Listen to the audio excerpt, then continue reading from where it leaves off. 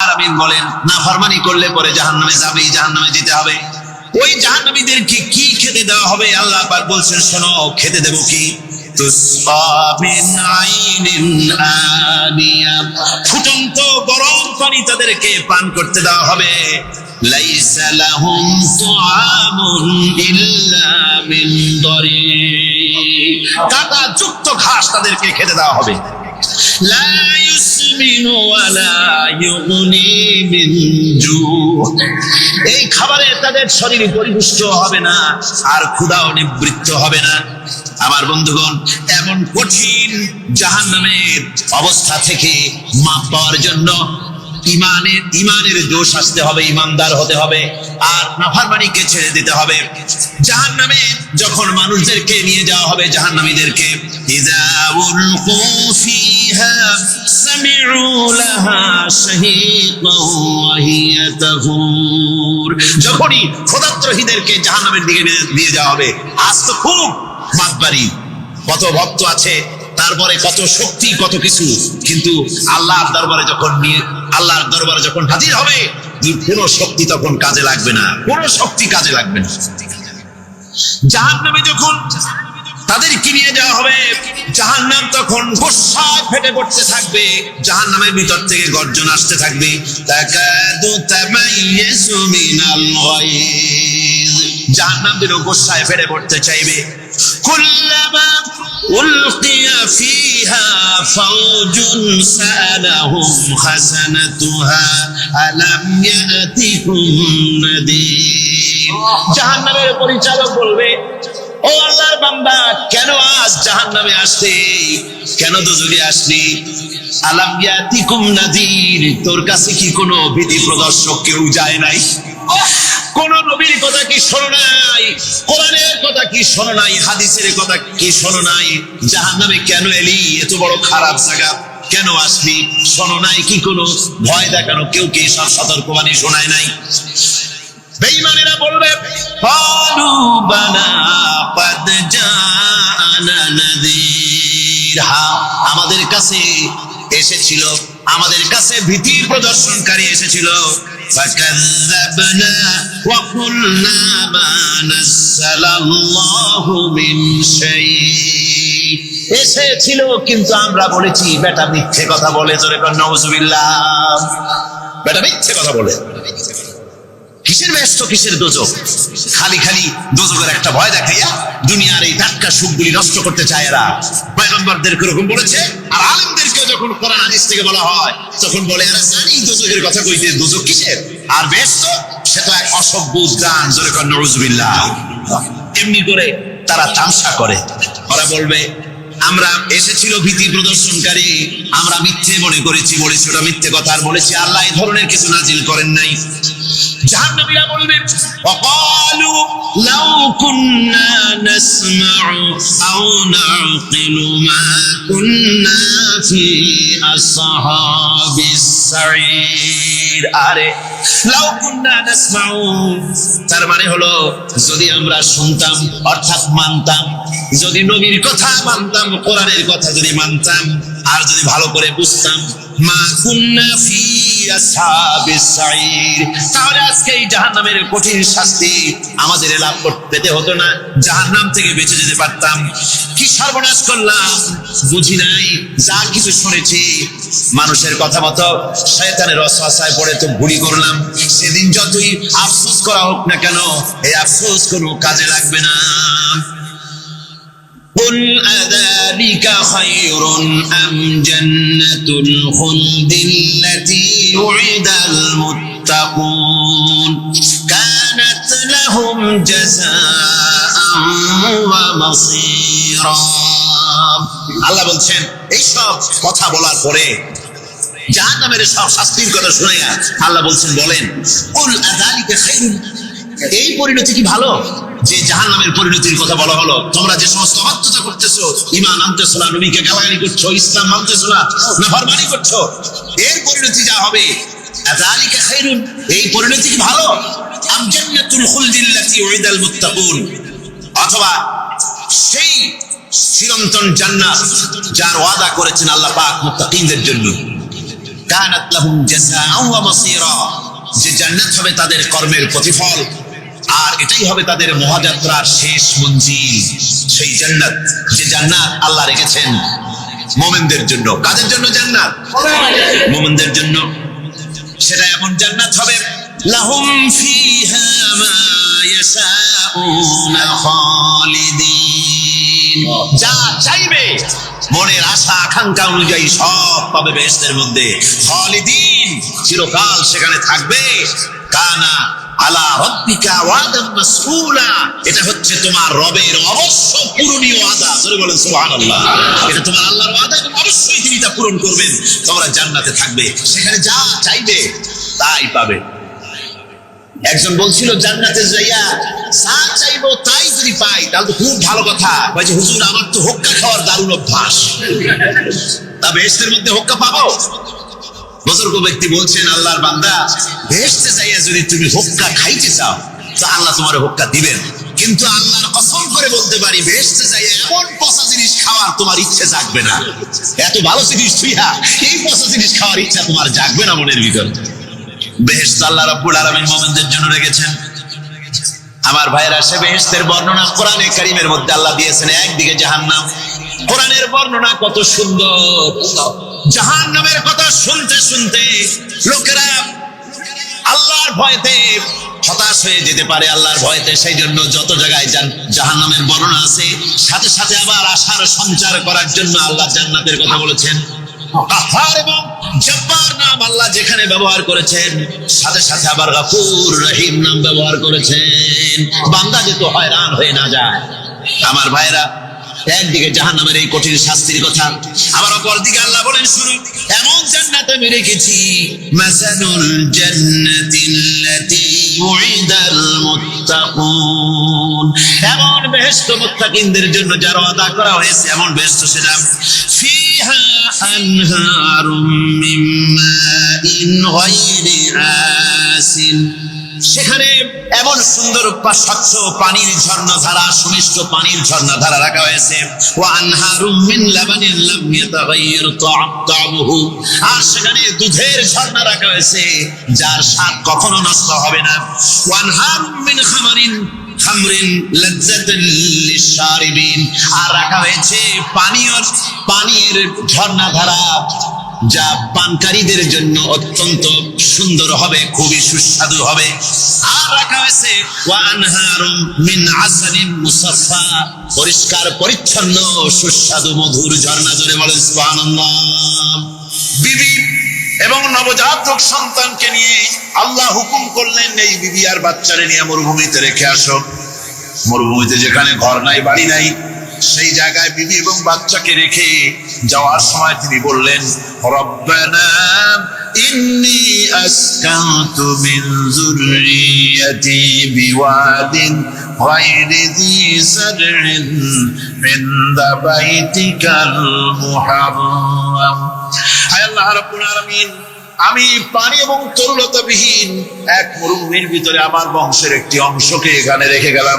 তোমার ঘরের কাছে পুনর্বাসিত আমি তাদের কাছে, এই ঘরের কাছে, সম্মানিত ঘরের কাছে রেখে গেলাম। পরীক্ষায় তিনি পাশ করলেন। হযরতে হাজরা প্রশ্ন করলেন, ইব্রাহিম, পানি নাই, খাবার নাই, মানুষ নাই, ঘর নাই, বাড়ি নাই, মরুভূমির ভিতরে আমাকে আমার বাচ্চারে ফেলে রেখে যাচ্ছ কেন? কোনো জবাব নাই। 2 বার 3 বার প্রশ্ন করলেন। এরপরে তিনি আবার প্রশ্ন করলেন, বললেন, ইব্রাহিম, এটা কি আল্লাহর হুকুম নাকি? হযরত ইব্রাহিম আলাইহিস সালাম নিজের কলিজার টুকরা সন্তান আর বিবিকে রেখে যেতেছেন ভারাক্রান্ত মন নিয়ে। তিনি আকাশের দিকে আঙ্গুল উঁচু করে দেখালেন। হযরত হাজরা বুঝলেন তিনি তো আল্লাহর পয়গম্বর, আমার কোন অপরাধে এভাবে ফেলে যাওয়ার কথা নয়। তিনি বুঝলেন এটা আল্লাহর হুকুম। হযরত হাজরা বললেন, ইব্রাহিম রে, নিশ্চিন্ত মনে বাড়ি ফিরে যাও, আমার মনে কোনো চিন্তা নাই, কোনো পেরেশানি আর এখন নাই।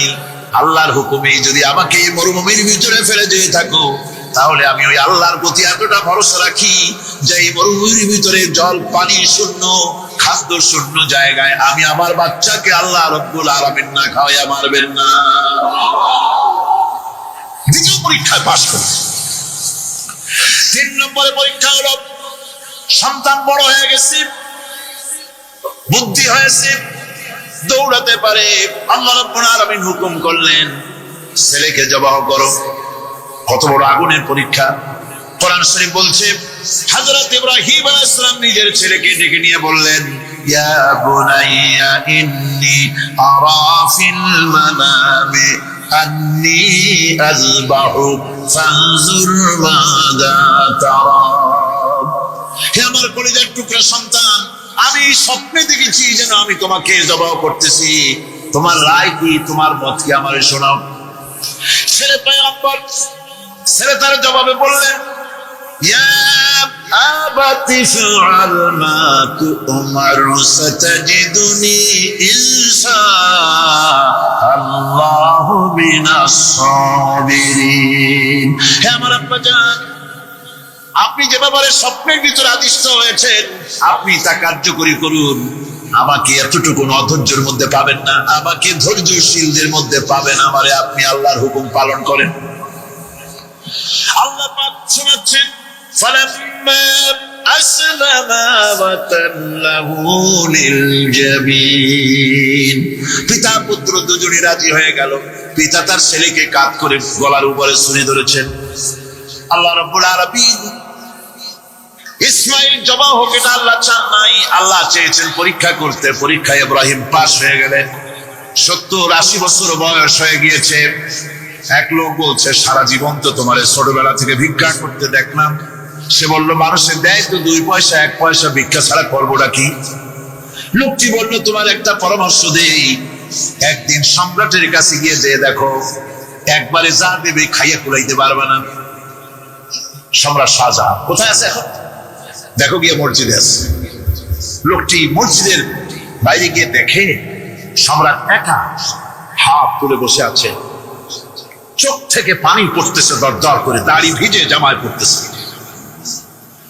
বহুক্ষণ দাঁড়িয়ে আছে। এরপরে সম্রাট তার মুনাজাত শেষ করে বেরিয়ে আসছেন। ফকিরের সঙ্গে দেখা। ফকির বলল, আসসালামু আলাইকুম। তিনি বললেন, ওয়ালাইকুম আসসালাম ওয়া রাহমাতুল্লাহ। ফকির রওনা করেছে। বাদশা বলছে, তুমি তো একজন ভিক্ষুক মানুষ বলি মনে হয়, আমার কাছে তো কেউ কিছু না চাইয়া যায় না, তুমি যে কিছু না চেয়েই চলে যাচ্ছ।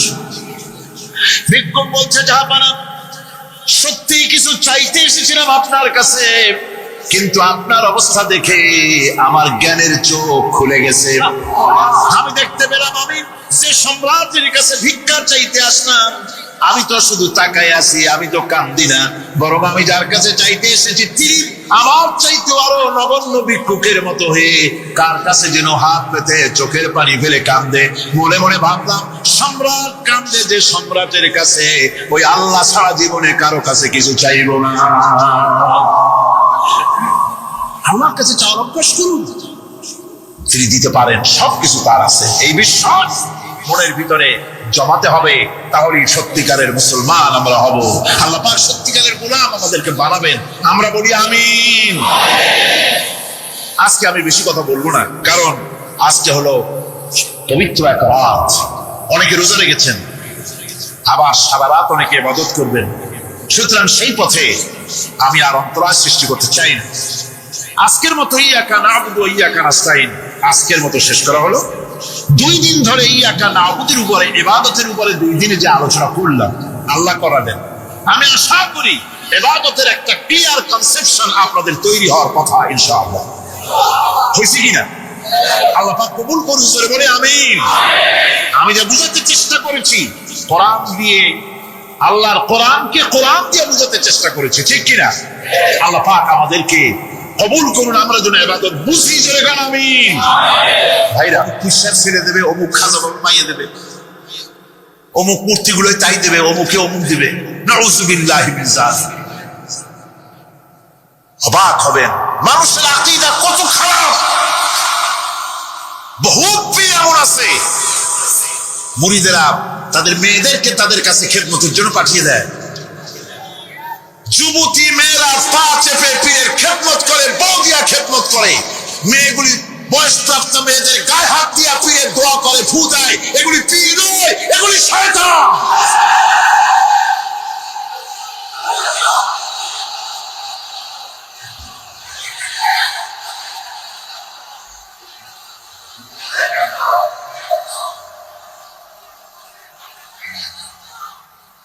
সুতরাং আমাদেরকে বুঝতে হবে আল্লাহর ওলি তো ঠিকই আছে, আল্লাহর ওলিদের বিরুদ্ধে আমার কোনো বক্তব্য নাই।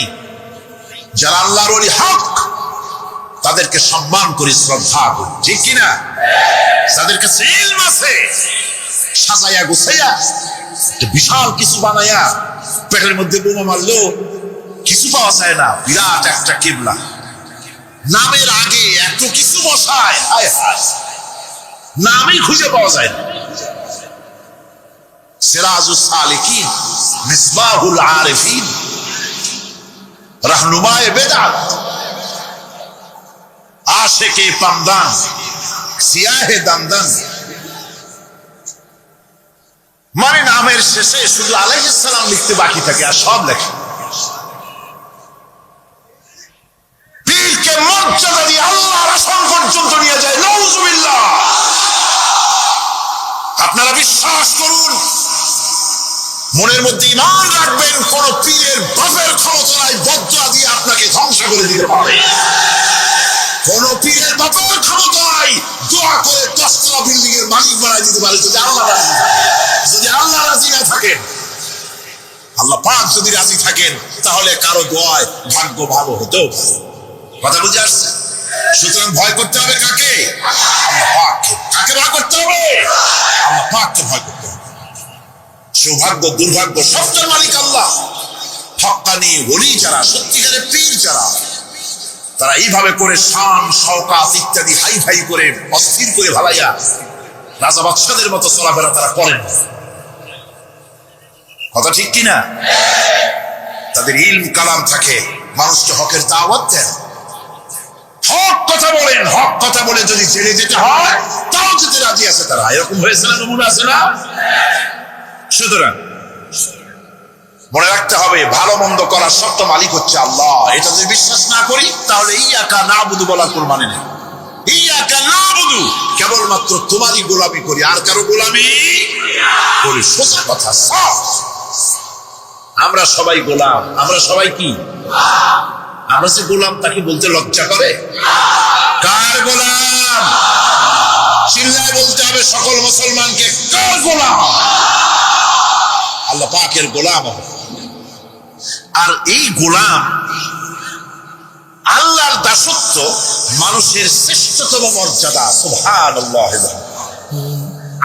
আল্লাহর বান্দা, তাতে কখনো বিন্দুমাত্র লজ্জা তিনি পোষণ করেন নাই যে আমি আল্লাহর বান্দা, আল্লাহর গোলাম। এটা তো কথাই না, এরকম লজ্জা তিনি পোষণ করেননি। এমনকি তার নিকটবর্তী ফেরেশতা যারা, তারাও আল্লাহর বান্দা গোলাম হওয়ার জন্য তাদের ভিতরে কোনো লজ্জা নাই। যারা নাকি আল্লাহর গোলাম, এই ব্যাপারে যাদের মধ্যে লজ্জার সৃষ্টি হয়, আল্লাহর গোলাম এটা কেমন কথা, বান্দা হওয়াটা কেমন কথা। যারা গোলামীকে অস্বীকার করে তাদের সম্পর্কে আল্লাহ পাক বলছেন, ওয়া মাইয়াস্তানকিফ আন ইবাদাতিহি ওয়া ইস্তাকবির ফাসায়াহশুরুহুম ইলাইহি জামিআ। কেউ যদি আল্লাহর বন্দেগী করার ব্যাপারে লজ্জা পোষণ করে, যদি লজ্জার কারণ মনে করে, অহংকার করে, গৌরব করে, তাহলে তারা পালাবে কোথায়, যাবে কোথায়? আমি কিয়ামতের দিন সবগুলিকে এক জায়গায় করে ফেলবো। সুতরাং আল্লাহ পাকের গোলামিতে আল্লাহ যে বান্দা বলে যখন ডাকেন, লজ্জার কোনো কারণ নাই। অহংকার যে করবে সে নিজেকে ধ্বংস করবে। আল্লাহ পাক সব নবীদেরকে নিজের বান্দা বলেছেন। নবীরা কি? আল্লাহ পাকের বান্দা। হযরত ইউসুফ আলাইহিস সালাম সম্পর্কে আল্লাহ পাক বলছেন, কাযালিকা লিনাসরিফা আনহু আস-সুআ ওয়াল ফাহশা ইন্নাহু মিন ইবাদিনাল মুখলাসিন। এরূপই ঘটল যাতে আমি ইউসুফ আলাইহিস সালামকে, আমার বান্দা, তাকে আমি নির্লজ্জতা ইত্যাদি থেকে আমি রক্ষা করেছি। নিশ্চয়ই হযরত ইউসুফ ছিল আল্লাহ পাকের বান্দা, আল্লাহ পাকের আব্দ। রাসূল করিম সাল্লাল্লাহু আলাইহি ওয়াসাল্লাম তিনি হচ্ছেন সর্বশ্রেষ্ঠ আল্লাহর পয়গম্বর। তার থেকে শ্রেষ্ঠ নবী আর কি কেউ আছে? জোরে বলেন, আছে? তার থেকে মাহবুব, তার থেকে শ্রেষ্ঠ আল্লাহর কাছে কেউ। সেই নবীকে আল্লাহ রাব্বুল আলামিন কোরআনে কারীমের ভিতরে তাকে আব্দ বলেছেন। কি বলেছেন? অনেকগুলি আয়াত আছে। যে আয়াতের ভিতরে আল্লাহ পাক তার নাম নেন নাই, নবী বলেন নাই, রাসূল বলেন নাই, শুধু বলেছেন আব্দ। যেমন ফাআওহা ইলা আবদিহি মা আওহা, অতঃপর তার বান্দার নিকট যা ওহী করার ছিল তা তিনি করলেন। সেই বান্দাকে মুহাম্মদ সাল্লাল্লাহু আলাইহি ওয়াসাল্লাম। অন্য আয়াতে আল্লাহ পাক বলছেন وأنه لما قام عبد الله يدعوه كادوا يكونون عليه لبدا। আর এই আল্লাহর বান্দা যখন নামাজ পড়তে দাঁড়িয়ে গেল, আল্লাহকে ডাকার জন্য যখন দাঁড়ালো, তখন লোকেরা তার উপরে ঝাঁপিয়ে পড়লো। ঝাঁপিয়ে পড়ার জন্য প্রস্তুতি গ্রহণ করলো। এখানে আব বলা হয়েছে কাকে? মুহাম্মদ সাল্লাল্লাহু আলাইহি ওয়াসাল্লামকে। এভাবে করে অন্য এক আয়াতে আল্লাহ পাক তার হাবিবকে আব বলছেন, বান্দা বলতেছেন ইন কুনতুম ফি রাইবিন মিম্মা নাযালনা আলা আবদিনা, আমার বান্দার উপরে যে কিতাব নাযিল করেছি তাতে যদি তোমাদের কোনো সন্দেহ হয়। এই যে আমার বান্দার উপরে, ওই বান্দা কে বলেন সবাই? মুহাম্মদ রাসূলুল্লাহ সাল্লাল্লাহু আলাইহি ওয়াসাল্লাম। অন্য আয়াতে বলা হচ্ছে تبارك الذي نزل الفرقان على عبده ليكون للعالمين نذيرا। অতীব বরকতপূর্ণ সেই মহান সত্তা যিনি তার বান্দার উপরে ফুরকান নাযিল করেছেন। কে সেই বান্দা? মুহাম্মদ সাল্লাল্লাহু আলাইহি ওয়াসাল্লাম। মেরাজের ঘটনা বলতে গিয়ে আল্লাহ রাব্বুল আলামিন বলতেছেন সুবহানাল্লাযী আসরা বিআবদিহি লাইলাম মিনাল মাসজিদিল হারাম ইলাল মাসজিদিল আকসা। পবিত্র সেই মহান সত্তা যিনি তার বান্দাকে ইসরা করিয়েছেন। কে সেই বান্দা? মুহাম্মদ রাসূলুল্লাহ সাল্লাল্লাহু আলাইহি ওয়াসাল্লাম।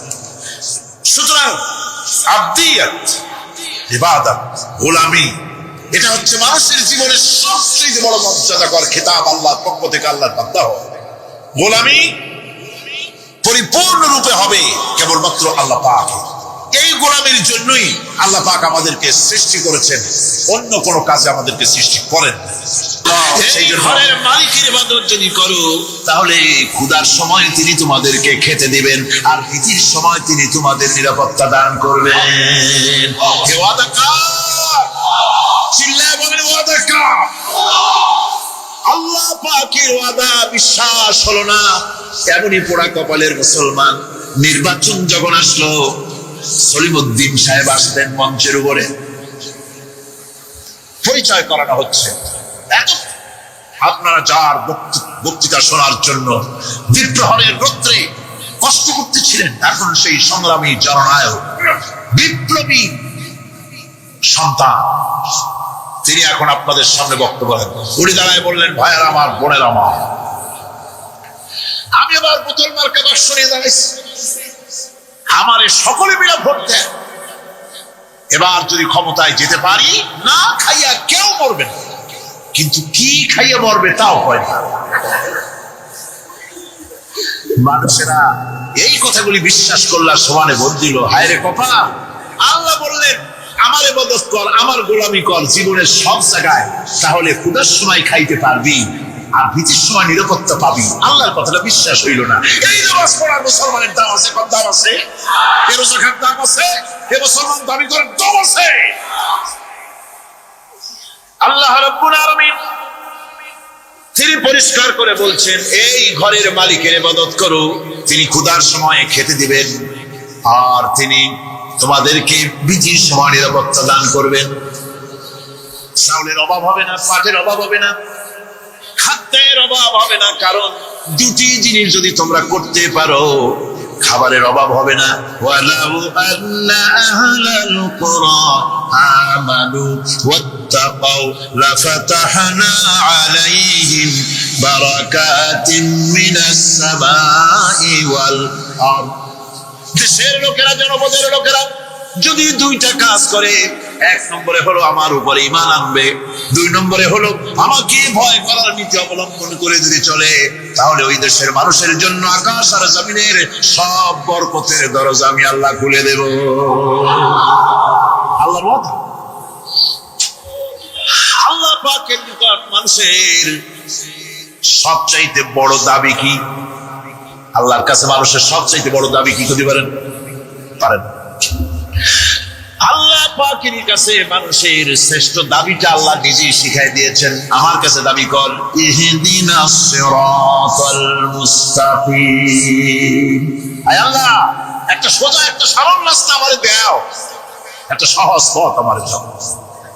এই কথা সূরা ফাতিহা দাবি করার পর আল্লাহ রাব্বুল আলামিন এই অভিনন্দনের জবাবে, 7টা বাক্যের অভিনন্দনের জবাবে আল্লাহ রাব্বুল আলামিন 30 পারা কোরআন শরীফ নাযিল করে দিলেন। সূরা ফাতিহার এই সওয়ালের জবাবে আল্লাহ পাক বললেন, ওয়া আনি'বুদুনি হাদা সিরাতুম মুস্তাকিম। সোজা রাস্তা চাও, আমার গোলামি করো, ইবাদত করো। সব জায়গায় ইবাদত, গোলামি করাই লাগবে। আমার কাছে সোজা রাস্তা চাও, সোজা রাস্তা হলো আমার গোলামি করা। কার গোলামি? বেহেশতে যেতে চান? আমি আস্তে জিগাইলাম বলে আপনারা আস্তে জবাব দিলেন। বেহেশতে যেতে চান? সুবহানাল্লাহ। এমন কোন মানুষ আছে নাকি যে বেহেশতে যেতে চায় না, মদ করে যাইতে চায়? সবাই, আমরা সবাই বেহেশতের আশা করি, ঠিক কিনা?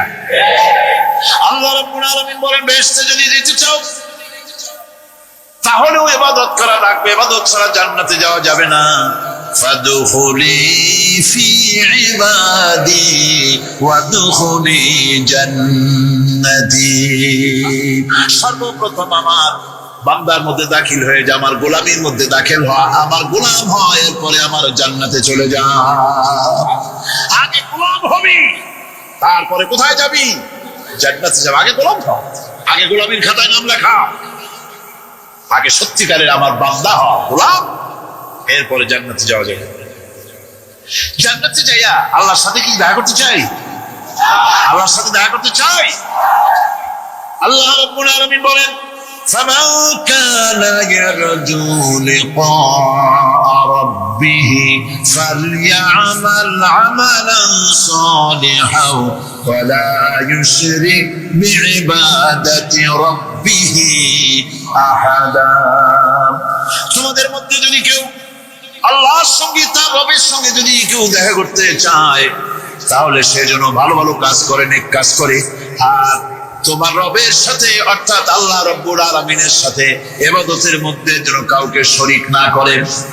শিরক যদি না করো, খাঁটি গোলাম, খাঁটি বান্দায় যদি পরিণত হতে পারো, কিয়ামতের দিন আল্লাহ রাব্বুল আলামিনের সঙ্গে দিদার নসিব হয়ে যাবে। এই গোলামি করব কতদিন? কতদিন গোলামি করব? এই প্রশ্নের জবাবে আল্লাহ রাব্বুল আলামিন কোরআনে কারীমের মধ্যে জবাব দিয়ে দিয়েছেন, ওয়া'বুদ রাব্বাকা হাত্তা ইয়াতিয়াকাল ইয়াকিন। মৃত্যু পর্যন্ত, যতক্ষণ না নাক দিয়ে শেষ প্রশ্বাসটি, নিঃশ্বাসটি বেরিয়ে যাচ্ছে, ততক্ষণ পর্যন্ত আনুগত্য, গোলামি শব্দ হবে কার? জোরে চিল্লায় এখন কার? এই গোলামি জীবনের সব ক্ষেত্রে করতে পারলে আমরা মুসলমান, আর করতে না পারলে মুসলমান নামে মুনাফিক। না পারলে কি? মুনাফিক। বন্ধুগণ, ইয়াকা না'বুদু পর্যন্ত বলে ওয়া ইয়াকা নাস্তাইনের কথাটা শোনাচ্ছি। সূরা ফাতিহার ভিতরে আমরা পড়ি, পড়েন আমার সাথে, ইয়াকা না'বুদু ওয়া ইয়াকা নাস্তাইন। আয় আল্লাহ, একমাত্র তোমার গোলামি করি আর একমাত্র তোমার কাছে সাহায্য চাই। যদি ছাড়া কারো কাছে সাহায্য, এটা কি ঠিক? এটা কি আমাদের মনের কথা, ঈমানের কথা? আল্লাহ করুন, আল্লাহ করুন, বলি আমিন।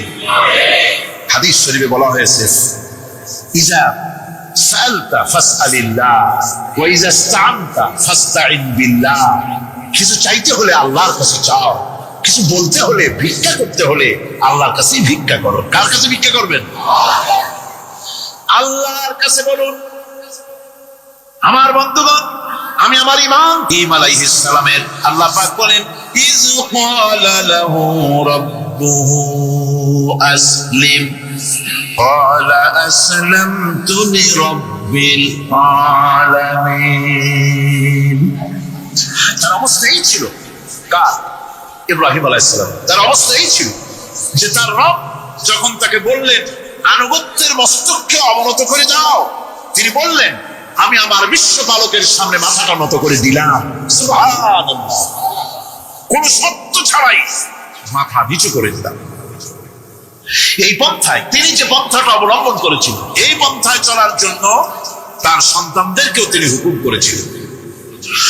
ووصى بها إبراهيم ببنيه ويعقوب يا بني إن الله اصطفى لكم الدين فلا تموتن إلا وأنتم مسلمون।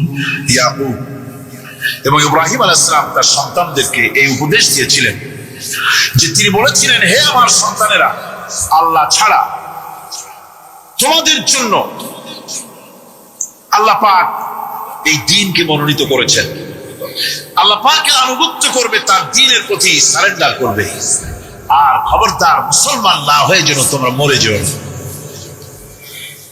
মৃত্যু মুসলমান অবস্থায় থাকবে, অর্থাৎ মৃত্যু পর্যন্ত থাকবে কি অবস্থায়?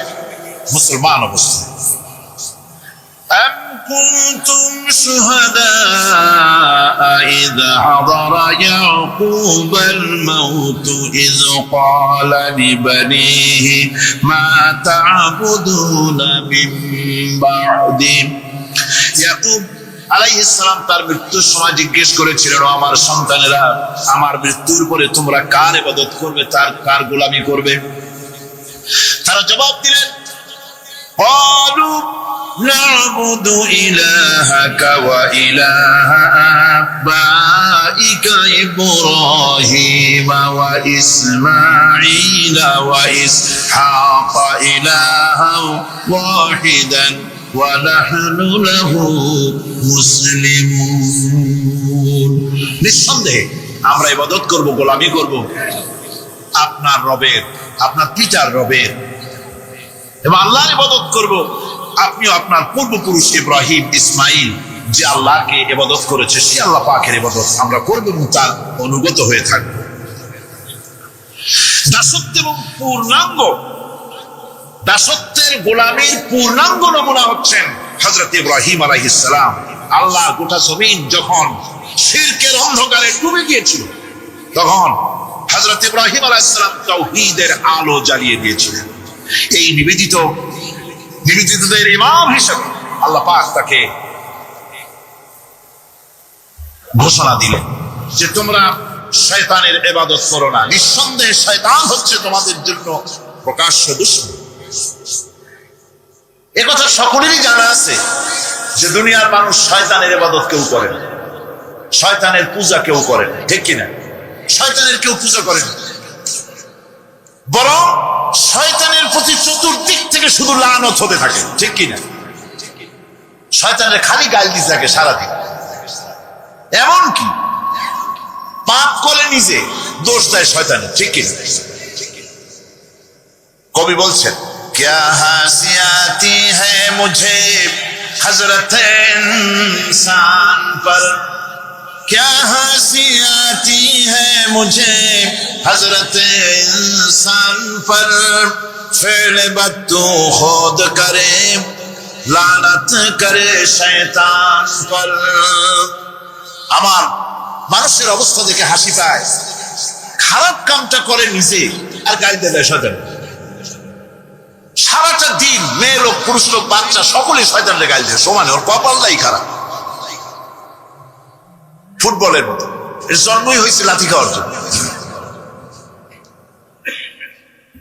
সুতরাং আল্লাহ পাক যে বলছেন যে শয়তানের ইবাদত করতে তোমাদেরকে নিষেধ করেছি, তার অর্থ হচ্ছে যে মানুষ শয়তানের আনুগত্য করে, শয়তানের কথা মতো জীবন পরিচালনা করে, শয়তান যেটা বলে সেটাই করে, শয়তানের ওয়াসওয়াসা দিয়ে সে পরিচালিত হয়।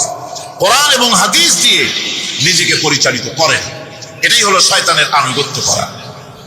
কিয়ামতের দিনে আল্লাহ রাব্বুল আলামিন বলবেন, উহশুরুল্লাযীনা যালামু ওয়া আযওয়াজাহুম ওয়া মা কানু ইয়াবুদুনা মিন দুনিল্লাহি ফাহাদুহুম ইলা সিরাতিল জাহিম। আল্লাহ রাব্বুল আলামিন কিয়ামতের দিন তিনি বলবেন, যারা নাকি সেই সমস্ত শয়তান এবং তার অনুসারী যারা নাকি আমাকে বাদ দিয়ে যারা অন্যদের ইবাদত করত, সেই ইবাদত যাদের করত, আনুগত্য গোলামি যাদের করত, তারা এবং তাদের সাথী সঙ্গী সবগুলিকে একত্রিত করো আর জাহান্নামের রাস্তা দেখিয়ে দাও, সকলকে জাহান্নামের পথ দেখিয়ে দাও। আয়াতে কারিমা দিয়ে প্রমাণ, সকল ধন এবং সম্পদের মূল মালিক হচ্ছেন আল্লাহ পাক। সমস্ত ধন সম্পদের মালিক কে? আল্লাহ সুবহানাহু ওয়া তাআলা। কোরআনে কারীম বলছে, লিল্লাহি মা ফিস সামাওয়াতি ওয়া মা ফিল আরদ। আকাশ এবং জমিনের ভিতরে যা কিছু আছে সব কিছুর মালিকানা কার? জোরে বলেন কার? আল্লাহ রাব্বুল আলামিন হচ্ছেন এর একচ্ছত্র মালিক। সুতরাং বান্দাদের কাছে কিছুদিনের জন্য এগুলিকে আমানত রাখা হয়েছে। আমাদের ঘর আছে, বাড়ি আছে, ব্যবসা আছে, বাণিজ্য আছে, জায়গা আছে, জমিন আছে, গরু আছে, বাছুর আছে, এই সবগুলি কিছুদিনের জন্য আমাদের কাছে কি রাখা হয়েছে? আমানত। আমানতের মাল আপনি আপনার ইচ্ছা মতো খরচ করতে পারবেন না। আমানতের মাল কি ইচ্ছা মতো খরচ করা যায়? যায় না। আমানতের মালকে খরচ করতে হলে মূল মালিকের ইচ্ছা অনুযায়ী খরচ করতে হবে। মূল মালিককে আল্লাহ রাব্বুল আলামিন বলছেন, ইন্নাল্লাহা আশতারা মিনাল মুমিনিনা আনফুসাহুম ওয়া আমওয়ালাহুম বিআন্না লাহুমুল জান্নাহ। আমি আমার মুমিনের জান এবং মালকে খরিদ করে নিয়েছি, বিনিময় জান্নাত দিয়ে দিয়েছি। তোমার কাছে যে জান আছে, মাল আছে, এটা তোমার নয়, এটা আমার আমানত তোমার কাছে। সুতরাং এই আমানত খরচ করতে হবে মূল মালিকের ইচ্ছা অনুযায়ী। সমাজের এক শ্রেণীর লোক প্রচুর বিত্তের মালিক হবে, সমাজের এক শ্রেণীর লোক প্রচুর বিত্ত এবং সম্পদের মালিক হয়ে ভোগ বিলাসের আনন্দের স্রোতে ভেসে যেতে থাকবে, নিজেকে ভাসিয়ে দেবে। আর এক শ্রেণীর লোক অনাহারে অর্ধাহারে কষ্ট করবে। এ বিধান ইসলামের নয়। কেউ থাকবে 10 তলায় আর কেউ থাকবে গাছতলায়, কেউ খাবে পোলাও, কোরমা, বিরিয়ানি, আর কারো কিসমতে মরুচ পোলাও হবে না। এ বিধান আল্লাহর নয়। ইসলামের বিধান হচ্ছে যে আল্লাহ যে সব সম্পদ মানুষকে দান করেছেন, এই সম্পদের ভিতরে বিত্তহীনদের অধিকার রাখা হয়েছে। বিত্তহীন যারা গরিব, যাদের কিছু নাই, তারা আপনার করুণার পাত্র নয়। কি বলেন? তারা কি ধনীদের করুণার পাত্র? কোরআনে কারীমে আল্লাহ বলেন, ওয়াল্লাযীনা ফী আমওয়ালিহিম হাক্কুন লিস-সাইলি ওয়াল মাহরুম। ধনীদের সম্পদের ভেতরে গরিবদের, বিত্তহীনদের অধিকার রয়েছে, সে অধিকার আদায় করে দাও। দান করা এমনি দিয়ে দাও এক জিনিস, গরিবদেরকে, বিত্তহীনদেরকে ইসলাম করুণার পাত্র বানায় নাই, বলেছে অধিকার। অধিকারটা বড় মজবুত কথা, এই কথার লোড আছে, ওয়েট আছে। আপনার আমার সম্পদের, অর্থাৎ যাদের বিত্ত আছে, বিত্ত সম্পদওয়ালা সম্পদশালী লোকেদের সম্পদের ভেতরে গরিবদের অধিকার রয়ে গেছে, সে অধিকার আদায় করতে হবে। ইসলাম সকল মানুষের দারিদ্র দূর করে বেঁচে থাকার মৌলিক অধিকার প্রতিষ্ঠিত করেছে। রাসূল করিম সাল্লাল্লাহু আলাইহি ওয়াসাল্লাম বলেছেন, লাইসা লি ইবনি আদম হাক্কুন সিওয়া হাযিহিল খিসাল, বাইতুন ইয়াসকুনুহু ওয়া সাওমুন ইউয়ারি আওরাতাহু ওয়া জালফাল খুবজি ওয়াল মা। আখরাজাহু তিরমিজি।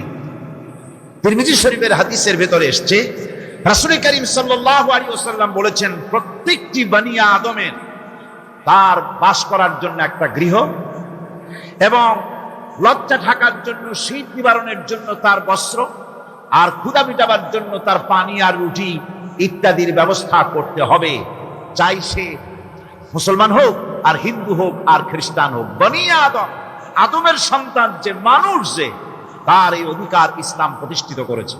আজ বলা হচ্ছে খাদ্য বস্ত্র বাসস্থান সমাধান দেবে অমুকরা তমুকরা, এরকমের স্লোগান হয় না? ওরা দিতে পারবে না, ওরা দিতে পারে নাই।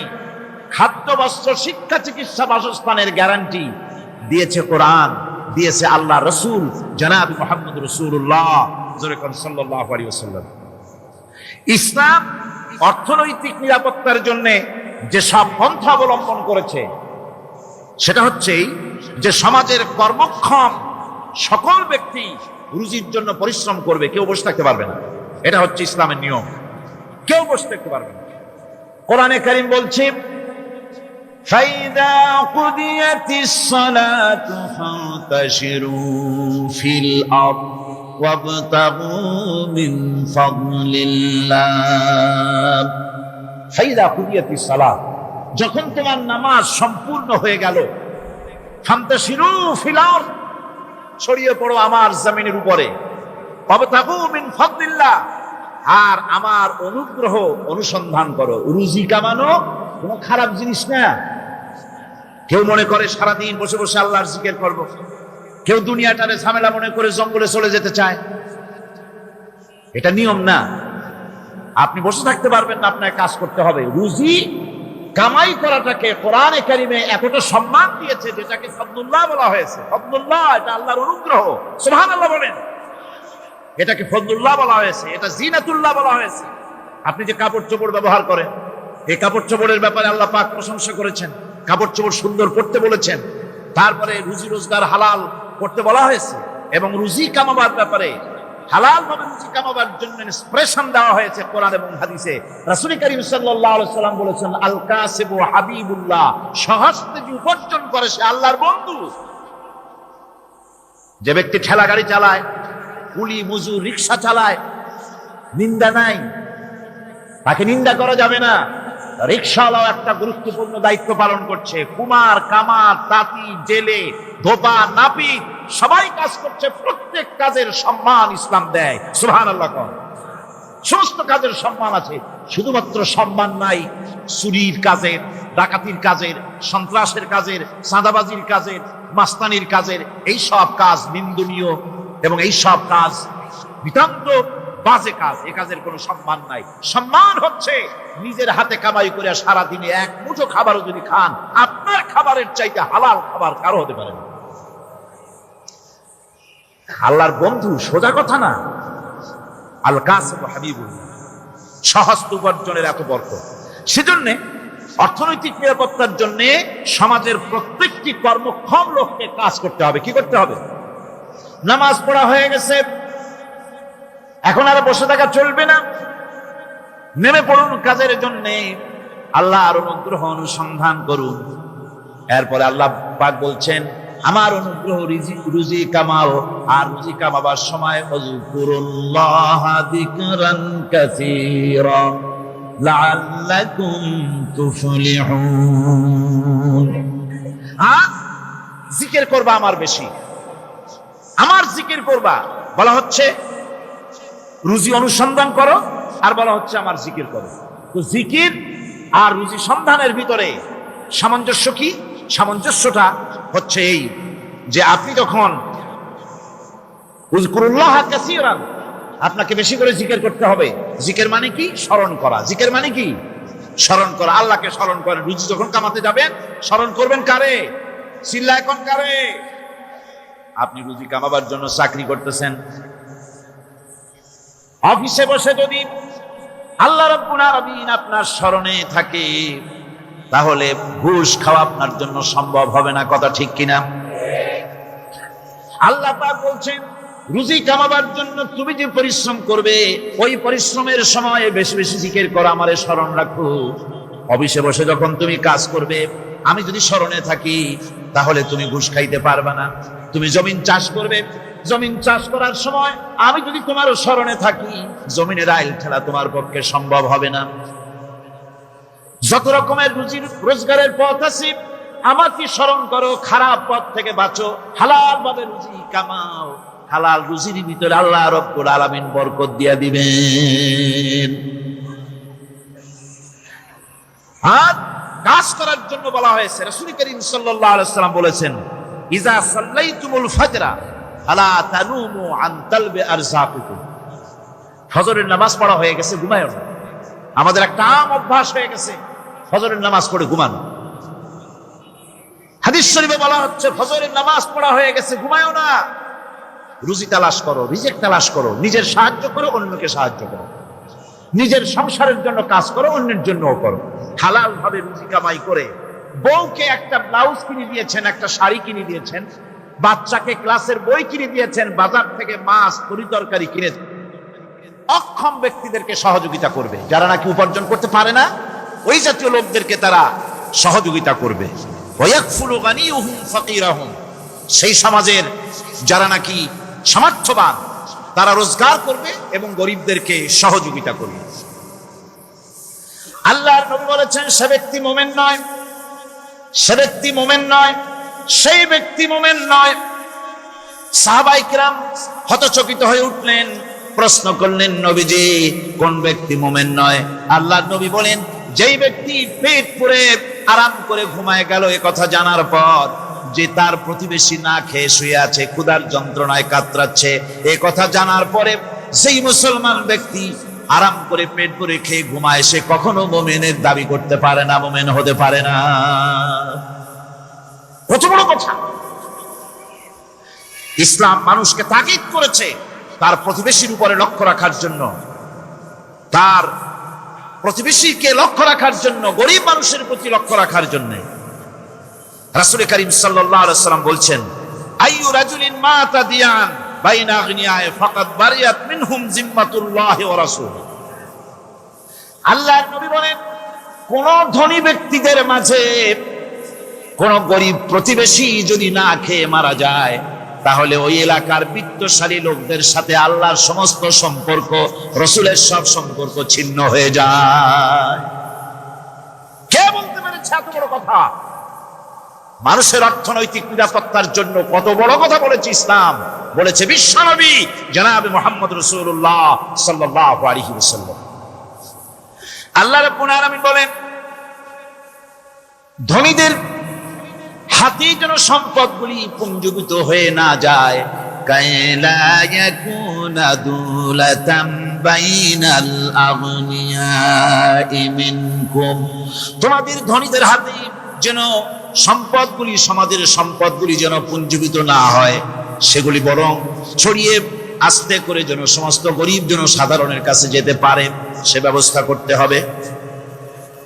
যাকাত, যাকাত প্রদানের মাধ্যমে ধনীদের কাছ থেকে নিয়ে গরিবদেরকে দিয়ে দিতে হবে। আর বুখারী শরীফের সারা ফাথুল বারীতে হাফেজ ইবনে হাজার আসকালানী রাহিমাহুল্লাহ তিনি বলেছেন, যাকাত যদি ধনীরা না দেয়, যদি কেউ দিতে বাধা দেয়, ফামানিমতানা উখিযাত বিহি কাহরান, যদি যাকাত না দেয় জবরদস্তি করে যাকাত আদায় করে নিবে গভর্নমেন্ট। যাকাত দিতেই হবে। মুনকিরিনে যাকাত, যারা যাকাত দিতে অস্বীকার করেছিল, হযরতে সিদ্দিক আকবর, হযরতে আবু বকর সিদ্দিক রাদিয়াল্লাহু তাআলা, তিনি তাদের সম্পর্কে বলেছিলেন, ওয়াল্লাহি লাউ কাতিলান্না মান ফাররাকা বাইনাস সালাতি ওয়াজ যাকাত, অবশ্যই আমি ওই সম্প্রদায়ের লোকের বিরুদ্ধে যুদ্ধ ঘোষণা করব যারা নামাজ আর যাকাতের মধ্যে পার্থক্য সূচিত করবে, যারা নামাজ তো পড়বে কিন্তু যাকাত দিবে না সরকারের কাছে, যাকাত আদায় করবে না, তাদের বিরুদ্ধে যুদ্ধ ঘোষণা করবে। ইসলামী সরকার যদি প্রতিষ্ঠিত হয় তাহলে এই যাকাত আদায় করা হবে। যাকাত কেউ নিয়ে বসে থাকতে পারবে না, যাকাত আদায় করা হবে। আমাদের দেশে নিয়ম মাফিক যদি যাকাত আদায় করা হতো, এই দেশ যদি ইসলামী গভর্নমেন্ট হতো, আল্লাহ যেন দয়া করে দেন, কন্যা আমিন। আল্লাহ পাক যদি দয়া করে দেশটাকে ইসলামী রাষ্ট্র বানায় দেন, তাহলে যাকাত তো আদায় করে নেওয়া হবে। যাকাত দিতে আপনি বাধ্য, গরিব মানুষ থাকবে না। এখনো বাংলাদেশের নিয়ম মাফিক যদি যাকাত আদায় করা হয়, নিয়ম মাফিক মানে সোনার যাকাত, রূপার যাকাত, নগদ ক্যাশের যাকাত, ফসলের ওষুধ সঠিকভাবে যদি আদায় করা হয়, তো একেবারে কম করে হলেও 1000 কোটি টাকা যাকাতের টাকা কালেকশন হতে পারে। এটা কি কম কথা? 1000 কোটি টাকা, এই টাকা আদায় করা হচ্ছে না। এই টাকা আদায় না করার কারণে যে শূন্যতার সৃষ্টি হচ্ছে, এই ভ্যাকুয়ামকে পূর্ণ করার জন্য এগিয়ে এসেছে 7 সমুদ্র 13 নদীর উপর থেকে এনজিওরা। এনজিওরা এসে আমাদের দেশে, সব এনজিও খারাপ আমি তা বলি না, বহু এনজিও আছে যারা এদেশের উন্নয়নের, আর্থসামাজিক উন্নয়নের জন্য তারা প্রচেষ্টা করছে। রাস্তাঘাট, স্কুল, কলেজ, চিকিৎসা ইত্যাদির দিকে কাজ করছে। যতগুলি এনজিও আমাদের দেশে আছে তার ভিতরে 52টা এনজিও গোনা বাছা যারা ইসলামের প্রকাশ্য দুশমন, আর এর শীর্ষস্থানে আছে ব্রাক। এই এনজিও গুলি তারা আমাদের দেশে এসে সুদি কারবার শুরু করেছে, পরিপূর্ণভাবে সুদের কারবার। ব্যাংকের থেকে যদি আপনি লোন নেন, তাহলে 15 or 17% ইন্টারেস্ট দিতে হবে। আর ওদের কাছ থেকে যে সুদ, যে টাকা নেওয়া হয়, সেই টাকায় গ্রামীণ ব্যাংক থেকে শুরু করে ব্রাক বলেন, কারিতাস বলেন, অক্সফাম বলেন, অ্যাডাপ বলেন, যেগুলি আছে এগুলি সুদ নেয় 30 থেকে 34% পর্যন্ত। গোটা জাতিকে গ্রাম পর্যায়ে তারা সুদের নিবিড় চাষ করতেছে, ঘরে ঘরে সুদ পৌঁছে দিয়েছে। মুসলমান নারীদেরকে বেহুরমতি করেছে, ইসলামের ঐতিহ্য ধ্বংস করতেছে, নারীদেরকে বিপর্যয় করতেছে। আমার দেশের ফ্যামিলি স্ট্রাকচারকে এনজিওরা ধ্বংস করে দিচ্ছে, জির পরিয়ে দিয়েছে। 200 বছর গোলামির পর দ্বিজাতি তত্ত্ব এবং মুসলিম সংখ্যাগরিষ্ঠতার ভিত্তিতে 47-এর আজাদি, তারপর পশ্চিমাদের শোষণ বঞ্চনা থেকে মুক্তি লাভের জন্য 71-এর আজাদি, এরপরে দেশের 90% হচ্ছে মুসলমান। 90% কারা? চিল্লায় বলেন না কারা? পৃথিবীর এই দ্বিতীয় বৃহত্তম মুসলিম জনগোষ্ঠীকে খ্রিস্টান আর ইহুদিরা তারা চেয়েছে জনগণকে খ্রিস্টান বানাতে। আমাদের দেশের জনগণকে তারা চায় খ্রিস্টান বানাতে। যারা কমিউনিস্ট তারা চায় আমাদেরকে নাস্তিক বানাতে। আর পার্শ্ববর্তী দেশের পেইড এজেন্ট যারা আমাদের দেশে আছে, তারা চায় পৃথিবীর নিকৃষ্টতম কুফরি মতবাদ, ধর্ম নিরপেক্ষ মতবাদের মাধ্যমে গোটা জাতিকে ধর্ম থেকে দূরে সরিয়ে দিতে চায়। সুতরাং এই ষড়যন্ত্রের শিকার হয়ে আছে বাংলাদেশ। বাংলাদেশের এই আর্থসামাজিক প্রেক্ষাপটে ইসলামের বিধান ছাড়া, আল্লাহর দেওয়া বিধান ছাড়া এর কোনো মুক্তি নাই, এর নাজাতের কোনো পথ নাই। আল্লাহ রাসূল ক্ষমতা আরোহণ করলেন, রাষ্ট্রের মালিক হলেন, প্রেসিডেন্ট হলেন। রাসূলুল্লাহ কি হলেন? আল্লাহর নবী প্রেসিডেন্ট হলেন।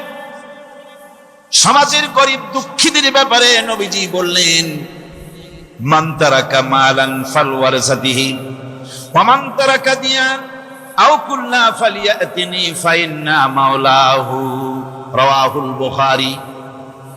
নবীজি বলেন, যে ব্যক্তি মারা গেল, মরে যাওয়ার পর তার যে সম্পদ থাকবে, এই সম্পদগুলি সে যে সন্তান, স্ত্রী, পুত্র যাদের রেখে গেছে তাদের জন্য। আর যদি সে ঋণগ্রস্ত, যদি ঋণ অবস্থায় সংসারকে রেখে যে থাকে, তাহলে তার ঋণের বোঝা, ঋণের পরিশোধের দায়িত্ব আমি মুহাম্মদ সাল্লাল্লাহু আলাইহি ওয়াসাল্লাম নিয়ে নিলাম। সমাজের যার কোনো অভিভাবক নাই, তার অভিভাবক আমি মুহাম্মদ সাল্লাল্লাহু আলাইহি ওয়াসাল্লাম। যার কোনো অভিভাবক নাই, সেজন্য আমার কাছে চলে আসে। ইসলামী রাষ্ট্র এই বিধান পেশ করেছে। এর চাইতে সুন্দরতম বিধান পৃথিবীতে আর কেউ দিতে পারে নাই। সেজন্যে সেই সমাজে চুরি বন্ধ হয়েছে, ডাকাতি বন্ধ হয়েছে, জেনা বন্ধ হয়েছে, সব বন্ধ হয়ে গিয়ে সুন্দর একটি সমাজ প্রতিষ্ঠিত হয়েছিল। আর রাসূল বলেছিলেন, খাইরুল কুরুনে কারনি, সর্বশ্রেষ্ঠ যুগ হলো আমার যুগ। সুবহানাল্লাহি বিহামদিহি। মানুষ দরজা খুলে ঘুমায়েছে, কারো ক্ষুধার কষ্ট নাই, পড়ার কষ্ট নাই, খাবারের চিন্তা নাই, চুরি ডাকাতির ভয় নাই, ভয় মুক্ত। ওই যে গতকাল বলেছিলাম, যেমন একটা সমাজ আসবে, খাব্বাব চিন্তা করো না, আমি কসম করছি এমন একটা সমাজ প্রতিষ্ঠিত হবে যেই সমাজে চুরি ডাকাতি জেনা ব্যভিচার হত্যা ধর্ষণ কোনো ভয় থাকবে না।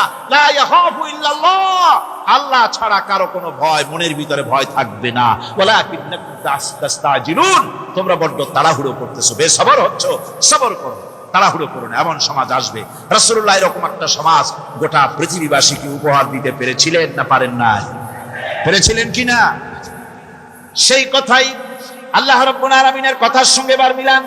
লাইসাল বিররা আন তুওয়াল্লু বুজুহাকুম কিবালাল মাশরিকি ওয়াল মাগরিব, পূর্ব পশ্চিমে কত মাথা ঘুরালে, চেহারা ঘুরালে এটাই কিন্তু তোমার পুণ্যবান হওয়ার জন্য, নেককার হওয়ার জন্য যথেষ্ট নয়।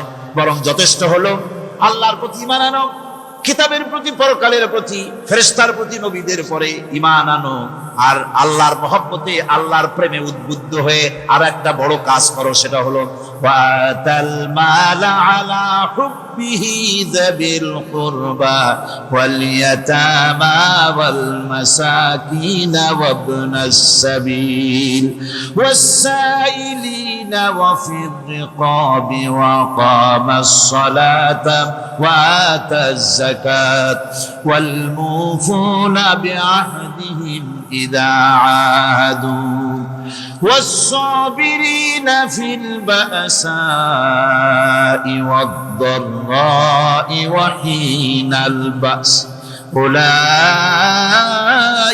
الذين صدقوا وأولئك هم المتقون। আরেকটি গুরুত্বপূর্ণ কাজ করতে হবে আল্লাহ পরকালে বিশ্বাস করার সাথে সাথে, সেটা হলো এই, তোমাদের জানের মতো প্রিয় ধন এবং সম্পদকে আল্লাহর মহব্বতে খরচ করতে হবে। সেজদা দিয়া কপালে দাগ লাগাইছো, কিন্তু প্রতিবেশীকে সাহায্য করো নাই, গরিবদেরকে দাও নাই, এতিমকে দাও নাই, বোনকে ঠকাইছো, মেয়েকে ঠকিয়েছো, তোমার ওই সেজদায় কিয়ামতে কাজ দিবে না। প্রকৃতপক্ষের নেককার পুণ্যবান হওয়ার জন্য গরিব জনসাধারণকে সহযোগিতা করতে হবে। এরপরে মাঝখান থেকে যেটা বাদ দিয়েছিলাম, বলেছিলাম নামাজ এবং যাকাত। আমি যাকাতটা কালকে আগে নিয়ে এসেছিলাম, নামাজটা ছিল আগে। সেই নামাজটা যেহেতু আলাদা একটা বিষয় হবে, আর যাকাতটা সদকার সাথে সামঞ্জস্য আছে, সেই জন্য যাকাত আর সাদাকার কথাটা একসঙ্গে মিলাই বলেছিলাম। এখন শুরু করছি নামাজ। সালাত, সালাত এর আবিধানিক অর্থ হচ্ছে কোন জিনিসের দিকে মুখ ফিরানো। সালাতের অর্থ হচ্ছে নিকটবর্তী হওয়া, মুখ ঘুরানো, মুতাওয়াজ্জা হওয়া। ওই যে হযরত ইব্রাহিম আলাইহিস সালাম বলেছিলেন, ইন্নী ওয়াজ্জাহতু ওয়াজহিয়া লিল্লাযী ফাতারাস সামাওয়াতি ওয়াল আরদ। জানেন আপনারা? পড়েন, ইন্নী وجهت وجهي للذي فطر السماوات والأرض حنيفا وما أنا من المشركين। নিশ্চয় আমার মুখ ঘুরাই দিলাম তার দিকে যিনি আকাশ এবং জমিনের স্রষ্টা, সব কিছুর মালিক যিনি, তার দিকে আমি মুতাওয়াজ্জা হলাম। নামাজের অর্থই হচ্ছে মুতাওয়াজ্জা হওয়া, মুখ ঘুরিয়ে দেওয়া, চেহারা ঘুরিয়ে দেওয়া। আর নামাজের আরেক অর্থ হচ্ছে নিকটবর্তী থেকে আরো নিকটবর্তী হওয়া। আমরা কি নিকটবর্তী হতে চাই? না বুঝলে কবেন কি? নিকটবর্তী হইতে চাই কার? আল্লাহ। আমরা কি আল্লাহর নিকটবর্তী হতে চাই? আল্লাহ রাব্বুল আলামিন বলেন, নিকটবর্তী হতে হলে ওয়াসজুদ ওয়াকতারিব, সেজদা দাও আর সেজদার মাধ্যমে আমার নিকটবর্তী হয়ে যাও। সেজদা দিলেই আল্লাহর নিকটবর্তী হওয়া যায়। বল সুবহানাল্লাহ। সাহাবী, আল্লাহ নবীর সাহাবী প্রশ্ন করেছেন, নবীজি, বান্দা কখন আল্লাহর নিকটবর্তী হয়ে যায়? নবীজি বলেছেন, বান্দা যখন সেজদা দেয় তখন আল্লাহর বান্দার মাঝে কোনো হিজাব থাকে না, এক আল্লাহ পাকের নিকটবর্তী হয়ে যায় বান্দা যখন সেজদায় পড়ে যায়।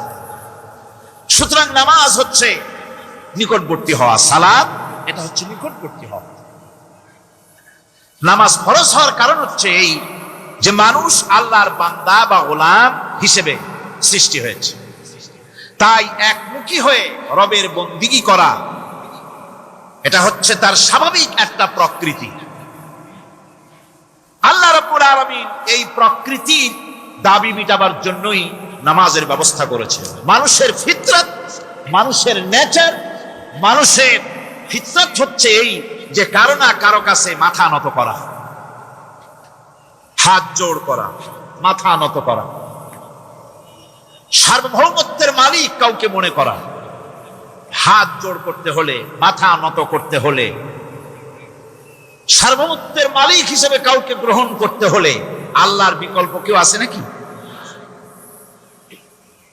ইসলামের মূল দাওয়াতটা হলো ফিতরাত অনুযায়ী দাওয়াত দেওয়া হয়েছে, মানুষ যেন মাথা নত করে, গোলামি করে। এজন্য আল্লাহ রাব্বুল আলামিন বলেছেন যে আমি মানুষ এবং জিনকে সৃষ্টি করেছি, তার কারণটাই হলো মা খালাকতুল জিন্না ওয়াল ইনসা ইল্লা লিয়াবুদুন। মানুষ আর জিন জাতিকে সৃষ্টি করা হয়েছে ইবাদতের জন্য, গোলামির জন্য। ইবাদত আর গোলামি এটাই করতে হবে, গোলামি করতে হবে, দাসত্ব করতে হবে। আর এই দাসত্ব, আল্লাহর আনুগত্যই গোলামির দাওয়াত দিয়েছেন দুনিয়ার সব নবীরা। কোন নবী বলেন নাই যে আমার গোলামি করো, কেউ বলেছেন? বলেন জোরে, কেউ বলেছেন? আল্লাহ পাক বলেন, ওয়ালাকাদ বা'আসনা ফি কুল্লি উম্মাতির রাসূলা আন ইবুদুল্লাহা ওয়াজতানিবুত তাগুত। প্রত্যেক জাতির জন্য আমি রাসূল প্রেরণ করেছি, তারা মানুষকে দাওয়াত দিয়েছেন এই কথা বলে যে এক আল্লাহর গোলামি করো, তিনি ছাড়া কোনো ইলাহ নাই, আইনদাতা নাই, বিধানদাতা নাই। তার গোলামি, তার সামনে মাথা নত করেছে। আর প্রত্যেক নবীর যুগেই নামাজ রোজা শরীয়তের মধ্যে ছিল। নামাজ রোজা কম বেশি প্রত্যেক নবীর জামানায় আল্লাহ পাক এটাকে বাধ্যতামূলক করেছিলেন। নামাজ রোজা যাকাত সব নবীদের জন্য বাধ্যতামূলক ছিল, তার উম্মতের জন্য বাধ্যতামূলক ছিল। নামাজ হচ্ছে তাওহীদের অবশ্যম্ভাবী এক বহির্প্রকাশ। তাওহীদের জন্য, তাওহীদবাদী মানুষ যারা, তাদেরকে নামাজ আদায় করতেই হবে। আকীদা বিশ্বাসের দিক থেকে তাওহীদ যদি হয় পুরা দ্বীনের মূল উৎস, তাহলে আমলের দিক থেকে নামাজ হচ্ছে পুরা দ্বীনের মূল ভিত্তি। নামাজ হচ্ছে আমলের মূল ভিত্তি, এর বাস্তবায়ন ছাড়া দ্বীন পূর্ণ হয় না। নামাজ মুমিনের কেবলমাত্র একটি উত্তম আমলই নয়, বরং নামাজ হচ্ছে ঈমানের মূল ভিত্তি। যার কাছে নামাজ নাই তার কাছে কিছুই নেই। রাসূল করিম সাল্লাল্লাহু আলাইহি ওয়াসাল্লাম বলেছেন যে নামাজ যে ব্যক্তি পড়ে না, আল্লাহ পাকের সাথে তার কোনো সম্পর্ক বাকি থাকে না।